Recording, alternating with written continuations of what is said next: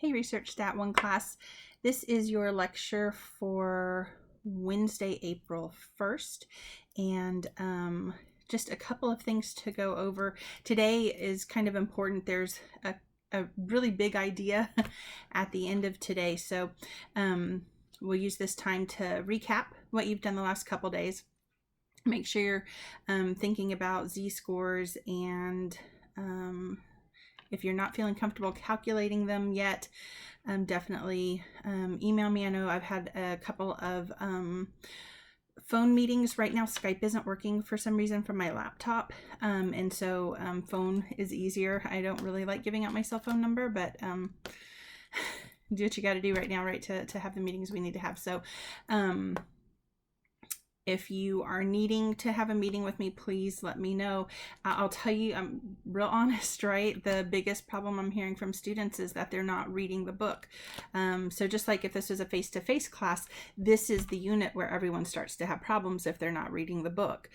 So if you're not keeping up with the information, and that's because your life has changed a bunch, you know, and you don't have time to keep up with the information, you know, you've got to maybe start thinking about what your different options are, and they would be the same, right, whether this was an online class or not.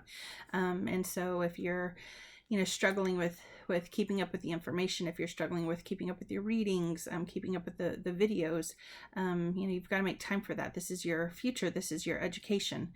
And you need to actually learn these things. So I'm happy to talk with you, and we can talk about strategies and skills that you need to work on, maybe so that you can do well. And if the issue isn't time and you're really just struggling with the material, you're really reading and you're watching the videos and you're doing everything that you need to be doing, then you know, we can talk a little bit more about how you're practicing some of the calculations and why you're feeling like they're more than just challenging for you. So again, let me help you. Okay, so over the last couple days, we've been going over variability again, right? Thinking about variability and the standard deviation. And so to think about that, we've been thinking about the normal curve, right? And as we were finishing up standard deviation for the Unit 2 exam, we said a couple of things, right? The normal curve and the standard deviation kind of go together. So if you have, you know, a mean, and that sits right in the middle, right, of that normal curve, and then you have the standard deviation, you can start to think about like what score would be one standard deviation from the mean. On the positive side, what score would be negative one standard deviations from the mean.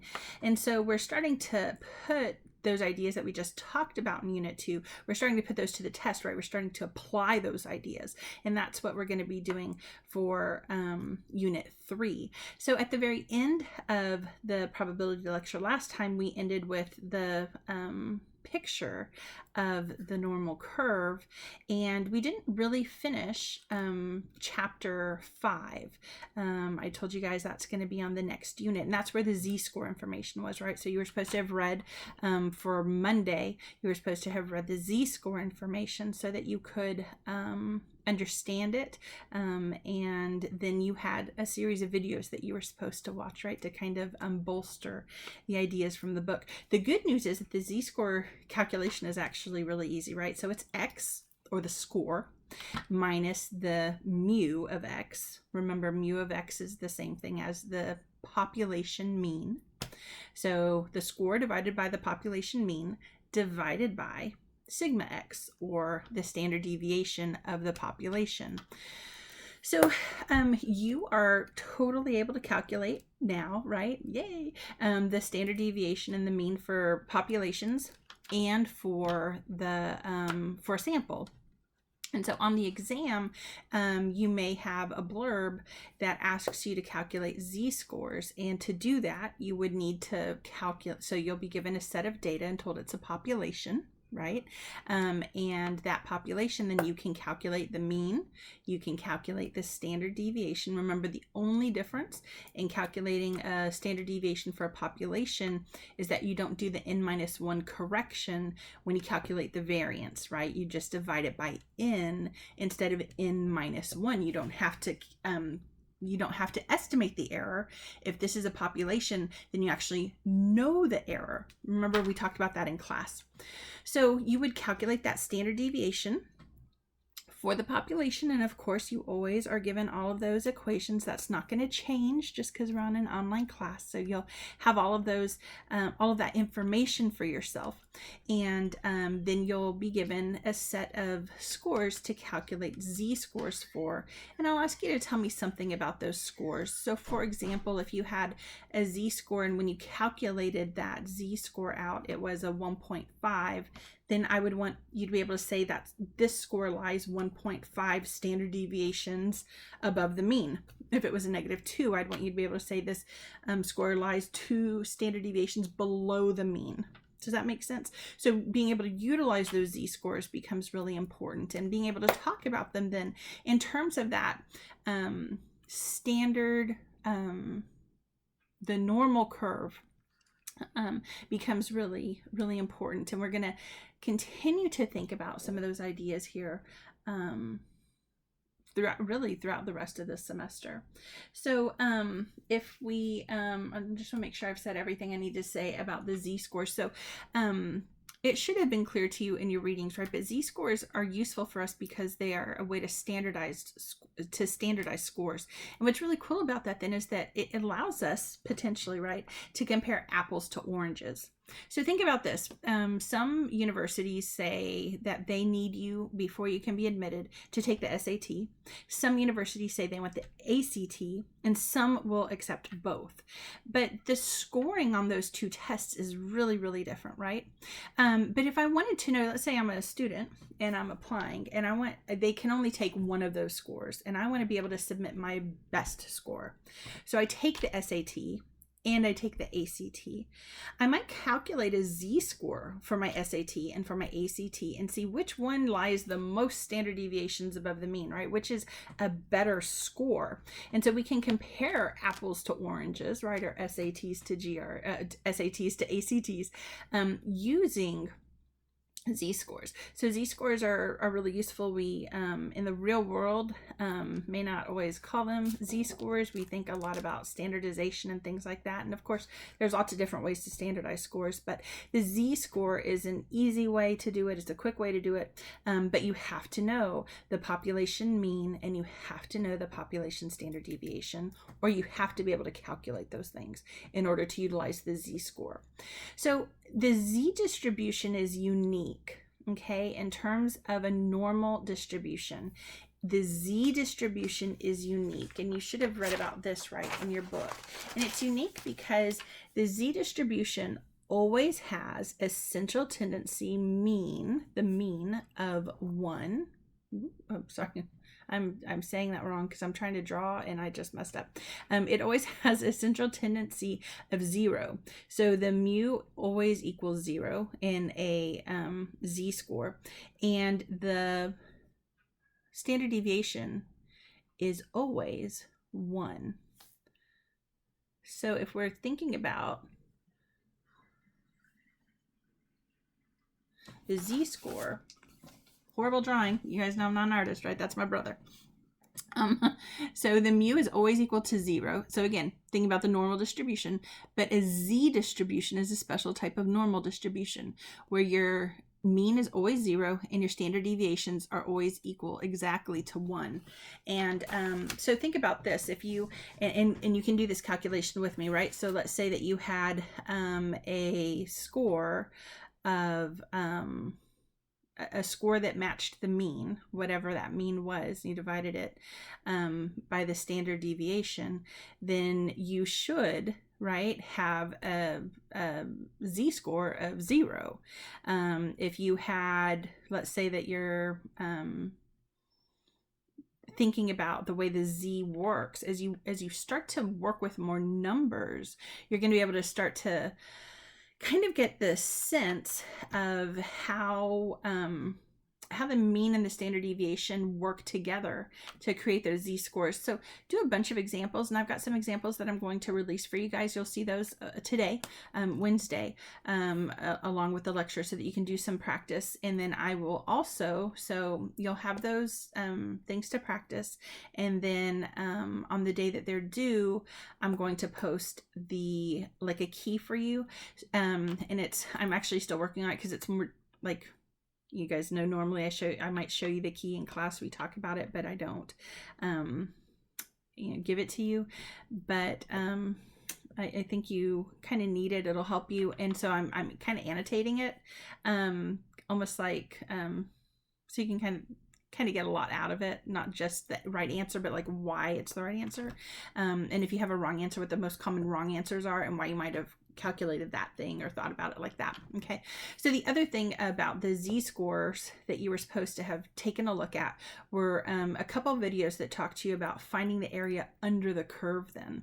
So remember that when we think about the standard curve, or the normal curve, right, there's 68% of the information contained within 1 and -1 standard deviations from the mean, and about 95% between +2 and -2 standard deviations from the mean.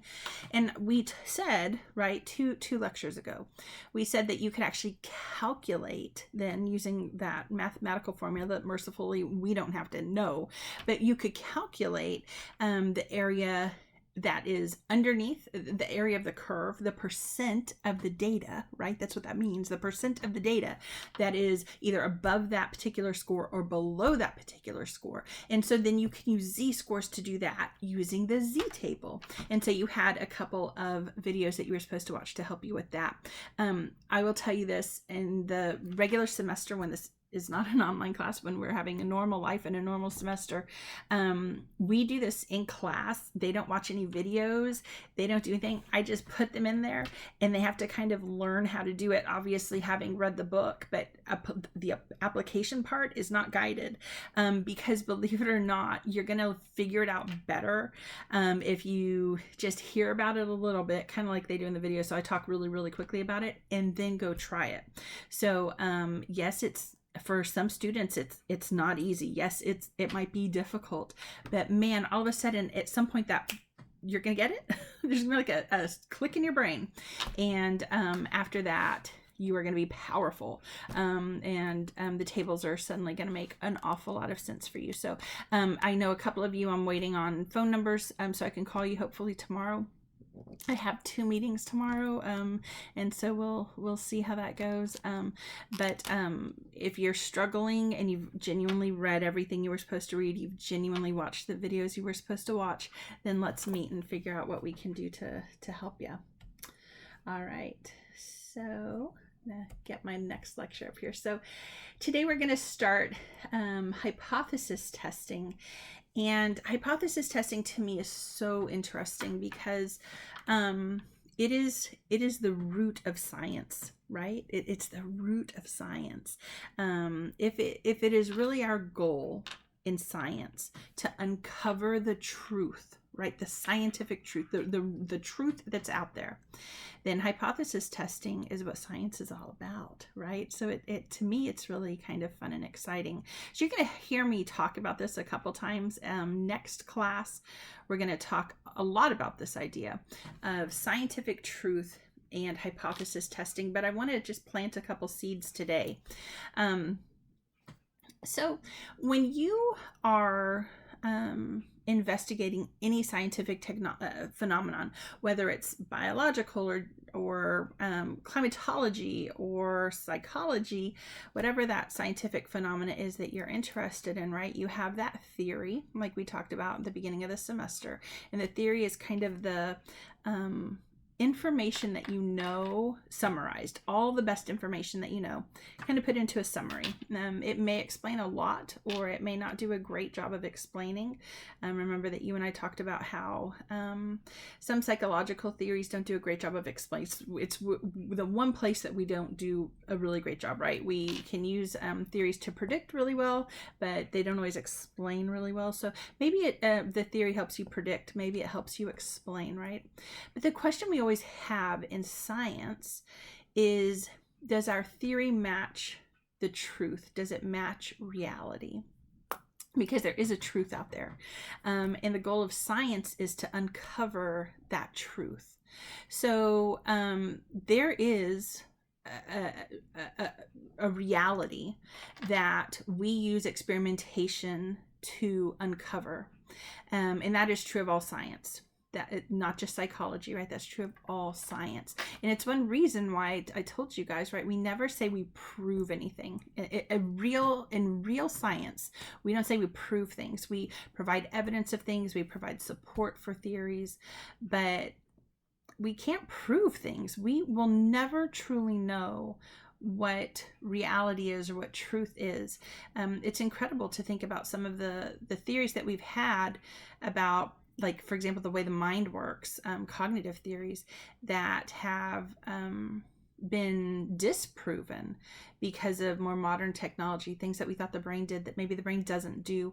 Maybe our brains are a little different than we had thought when we couldn't really kind of look into them. And now that we can kind of see the flow of neurotransmission and some of those other things, maybe we didn't have it quite right. And so we're always cautiously optimistic when we make any sort of draw any sort of conclusion from scientific data, right? And that's actually important. So I know we talked about this at the beginning of the semester, right? But when people say, oh, that's scientific fact, you guys, like, it's the best that we know right now, maybe, but that doesn't mean it's scientific fact, right? There's been all kinds of ridiculous stuff that's been scientific fact in the past, right? So we have to be really careful with that. And the other things that we have to be careful about saying, right, we don't, like I said, we don't prove theories. We provide evidence of theories. We like to try our best to draw the best conclusions given the data that we're able to draw, and we recognize that at any point we could find out that we're wrong. So you cannot prove a theory. You can disprove a theory, though. If a theory is not, if you're conducting an experiment and it doesn't support the theory, the first time it doesn't support the theory, maybe you go back, you check your operational definitions, you look at your controls, and there's other stuff you don't immediately get rid of your theory. But if you continuously are making your experiment better and better and better, and it's not being supported, then that's a problem, right? So you've got to be careful as we're starting to learn about hypothesis testing and drawing conclusions from our data, because that's really what hypothesis testing, the whole reason we do it, is to be able to draw a conclusion from our data, right? So we've said that we have two types of statistics that we think about. The first is that descriptive statistic, things like the mean, median, mode, standard deviation, right? Things that describe our data. And we also have then inferential statistics. And inferential statistics are those things that allow us to draw a conclusion about a sample and then make generalizations from that sample to a broader population, whatever that broader population is, right? And so we've said, well, maybe your population is relatively small, like students at A&M, right? San Antonio. Or maybe it's bigger than that, right? So maybe we're looking for human universals and we're actually trying to draw conclusions about all people, right? So in terms of psychology, our population is sometimes all people at all times because we're looking at, or we're trying to uncover human universals. So we have to think, remember, always keeping in mind who your population is and who your sample really is, and is that sample appropriate to be able to truly make the broad, giant statements, maybe scientifically, that you're trying to make. So as we were just saying, when you are conducting hypothesis testing, you can never be 100% sure that the conclusions you draw are reflective of the truth that exists. We are constantly doing our best to uncover truth, but we can't guarantee that we've done that in any single experiment. And what that means, really, if you think about it, is that sometimes it's possible that when we are drawing a conclusion, even though we may be really happy with the results, yay, we found exactly what we expected to find, but maybe we found what we expected to find just due to chance. Maybe it isn't actually because our theory is correct. So we want to be, like I said, cautious when we draw these conclusions. So we're going to use statistical determinism along with probability to assess the likelihood that the conclusions that we are drawing from our research will generalize to the population of interest and are the correct conclusions to draw. Okay, so statistical determinism plus probability, right? We're going to really give ourselves guidelines for when we're going to accept a hypothesis that we've supported it and when we're going to reject a hypothesis. Okay, so thinking about hypotheses, then we have two types of hypotheses that we study in psychology. One is the null hypothesis. It is denoted as, sometimes I'm just going to call it the HO sometimes, or the null, but the null hypothesis is depicted as a H with a subscript O. And so the null, or subscript 0, right? That is indicative, null, right? No. So the idea behind the null hypothesis is that there is no difference between the variables in the population and the sample. We don't expect a difference between the population and the sample. The null hypothesis is the one that we actually test. So the null hypothesis is the one that we're going to make a decision about. We're going to draw a conclusion about the null hypothesis. And we have to consider things like operational definitions. We have to consider things like control. Did we have good experimental control? Did we have poor experimental control? All of those things are going to be things that we have to consider when we draw that final conclusion. So we're not just thinking about just our numbers, and those are important, but those aren't the only things that we're going to consider, right? So the null hypothesis, again, the HO, that's the one we test. We're saying that there's no difference between our groups. There's no difference between our sample and what we would expect from the population. That's how your book describes it. Normally, when we're thinking about the null hypothesis, we're thinking about no difference between the experimental and control group or the groups within our study. And that's how we'll kind of morph that later in the semester. The other type of hypothesis that we have then is the alternative hypothesis. Your book shows it as H1, which I like because to me, that's we can have multiple alternative hypotheses. We don't only have one necessarily. We might have a bunch of alternative hypotheses. So we can have the H1, H2, H3, H4. So I like denoting the alternative hypothesis with a number. Sometimes you'll see it as the HA, and so you may hear on, if you're looking for additional help on YouTube, sometimes you'll hear people talk about the HO and the HA, the HO being the HO being the null and the HA being the alternative. But again, I like the way I like denoting it with the number H1, H2, H3. It's going to allow us to have multiple alternative hypotheses. So the alternative hypothesis is sometimes called the research hypothesis because this is usually the hypothesis that we're kind of hoping to support. But again, we don't test it. What we're testing is the null hypothesis, the idea that there's no difference between our groups. And then if we don't find a difference, then we would say, okay, well, the HO was correct. And if we do find a difference, then we'll say, ooh, the HO wasn't correct. So the H1, the alternative, must be correct. And that's how you find support for your hypotheses. And we'll talk more about this in our lecture for next class, right? Today is just a lot of seed planting. So the H1, like I said, sometimes called the research hypothesis. And I'm okay with that, but I do want to make it clear that sometimes we actually are hoping not to find a difference between our groups, right?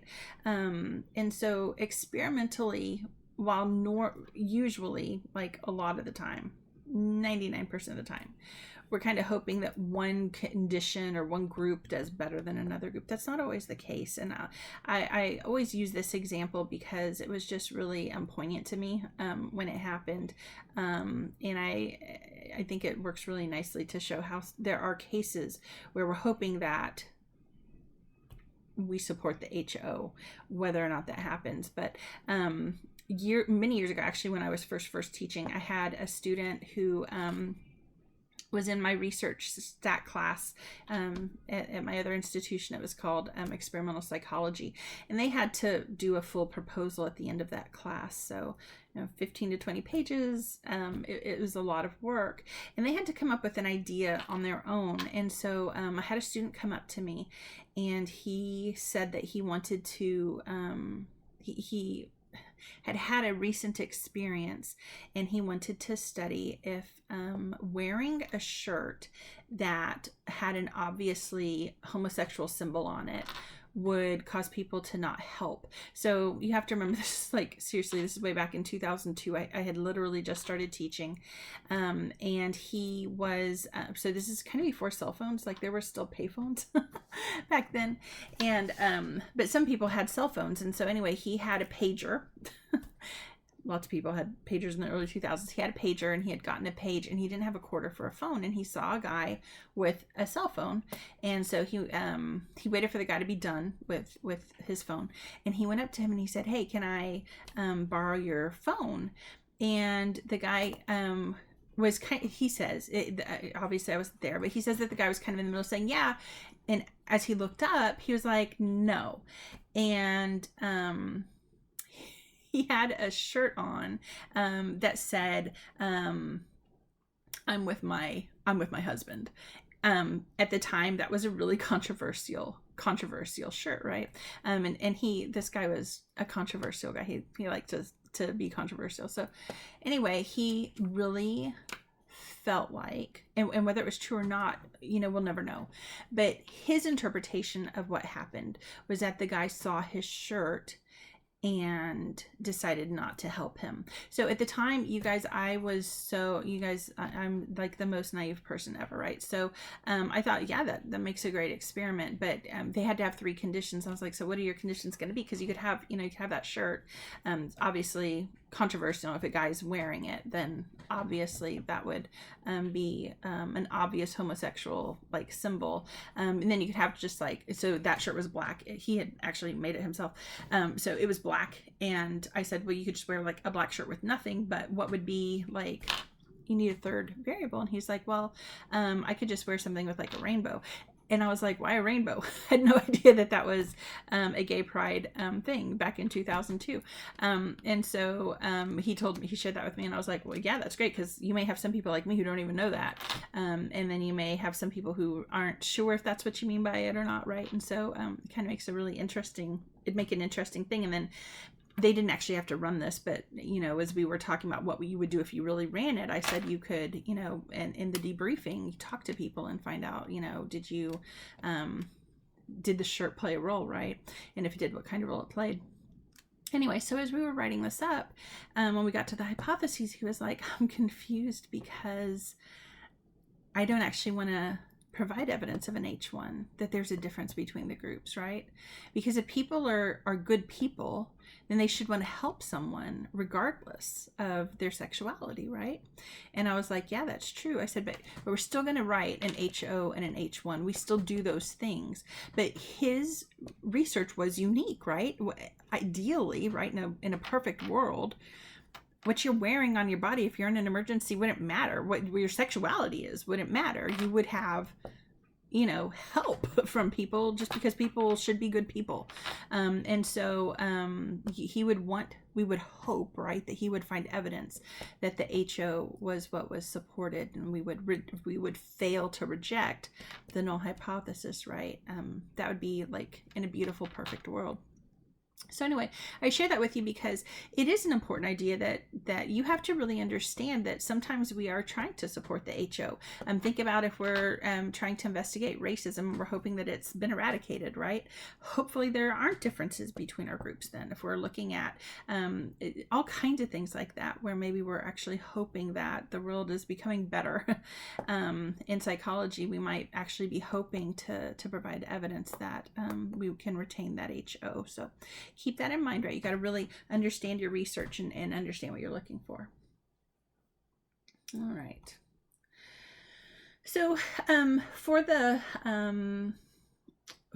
alternative, sometimes we're going to have a directional alternative hypothesis. You'll see that in the book. We'll talk about that a little bit next time. And sometimes you're going to just say that you expect a difference. Maybe you don't know which direction the difference should go. You just expect there to be a difference. Okay. All right. So there's a book that I love, and I tell you guys about it on the very first day of class. I say if you're worried about statistics at all, you could go buy Statistics for People Who Think They Hate Statistics, right? And that book by Salkind is actually a really great little book.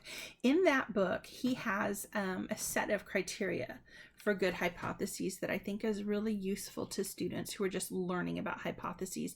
So I have that list in our notes. So the first thing is that it should be stated in a declarative form. So a good hypothesis is not a question. So for example, you wouldn't say, do people help people more if they're wearing a black t-shirt than a clearly homosexual t-shirt? That's not what we're looking for. We're looking for a definitive statement. So we expect, right, whatever that is. So let's say that I'm hoping, right, I'm going to write the null hypothesis. So we expect that there will be no difference between people, we expect no difference in helping behaviors between people who are wearing the black shirt and people who are wearing the homosexual, obviously homosexual t-shirt, right? So when we're talking about the hypothesis, we're making it a declarative statement. We're not asking a question. We are saying exactly what we expect to find. It posits a relationship between variables. So if you have two levels of your independent variable, you're going to discuss both of those variables in your hypothesis. So group 1 versus group 2, right? It should reflect the theory or a body of literature on which it's based. So when you are writing a hypothesis, it should take into account all of the best information. It's not a guess. I remember, we were always taught that the definition of a hypothesis is that it's an educated guess. But that idea that it's an educated guess, that there is information behind it, that there's data behind it, that there's thought behind it, is actually really important. And in terms of scientific hypotheses, it's not like you went and read an article. I did an exhaustive literature review. This is what I do for a living. I'm an expert at this thing, right? And you're creating hypotheses based on all of the best available information. Hypothesis should be brief and to the point, a sentence, right? And so think about this. In chapter 2 of this book, in unit 1, chapter 2, we started talking about how to write articles, and you'll remember that articles kind of follow that funnel shape, right? So you're about to see how I doodle. There's my doodles. But they follow that funnel shape, right? So we have all this like general information, right? All this introduction. And do you remember at the bottom of the funnel of the introduction, what was that? It's your hypotheses, right? So they're short, sweet, they're to the point. You might have a bunch of them, but each of them is a single sentence. You have already supported that above with all of the information from the introduction. So you shouldn't be arguing your hypothesis at that point when you're making it. It should be a single sentence and very brief, very to the point, okay? The last important component of a hypothesis is that it's testable. So you should be able to, when I'm looking at your hypothesis, it should be something you're capable of testing. If you're not able to scientifically evaluate your hypothesis, then why are we even doing it, right? Does that make sense? Okay, so that is actually all we're going to talk about today. We are going to come back then on Friday and think about things like directionality of your hypotheses, and talk a little bit more about how we make some of the decisions that we have to make when we have a hypothesis, rejecting the null, failing to reject the null, what those things mean. So for Friday's class, I need you to do a couple of things, right? And the biggest thing you can do for yourself to help yourself is to read the book. Okay. I cannot stress that enough. Just like I tell you guys that when we're a real face-to-face class, like, it's so important right now to keep up with your reading, because I'm assuming that you've already done that. Even if you've read it though, I understand that this might be a little bit confusing, and so I'm not asking you to read it and totally understand it. What we're going to do is work out the kinks. But you've got to have read it, because we're going to talk about how to choose whether it's directional or not, and then we're going to talk about rejecting the null or failing to reject the null, and how you know the different kinds of errors. So there's a lot that's going to happen on Friday. If we were in a real class, that's where I would stop, right where I've stopped today, and I would give you time to work on your survey project. So use this time, right? You're supposed to be in class for 50 minutes. We're right around 36 minutes here. So that gives you about 14 minutes that you should have set aside for this class to attend, right? To attend class. So the survey project should be coming along, and what you should be working on at this point is coming up with the questions for your survey project. And so what I'm looking for is, as you guys are working on these, feel free to send me drafts, okay? And so what I'm looking for, and I know I've got one of you who's already sent me a couple of ideas and has started a draft, and that's awesome. So remember that on the survey project, and you can, the long-term component is online for you, has been for a while, but you are writing the survey for 10 questions, and you need to think about, we are going to do a correlation. So the questions need to be captured in a continuous fashion. So that means either interval or ratio level data, right? You cannot have nominal level data. You cannot have ordinal level data. This needs to be interval or ratio level data. And you're coming up with 10 questions. Remember that one of those questions needs to be open-ended. Okay, and the other 9 then need to be collected in a way that allows you to run a Pearson. So we need at least 7 data points on, if you're using like a Likert scale, needs to be at a minimum 1 to 7. It could be bigger than that, but it has to be a minimum of 1 to 7 for the Pearson correlation to sort of act correctly. As you get those drafts done, like I said, if you want to email them to me and let me take a look at it, that'd be awesome. If you're having a hard time getting started, let me help you. Shoot me off an email. And so for the next 13 minutes, try to work on some of these questions, creating these questions for your survey project. Okay, and we'll talk more about that on Friday as well. All right, hope you guys have a great rest of your day, and hope you guys are all doing okay.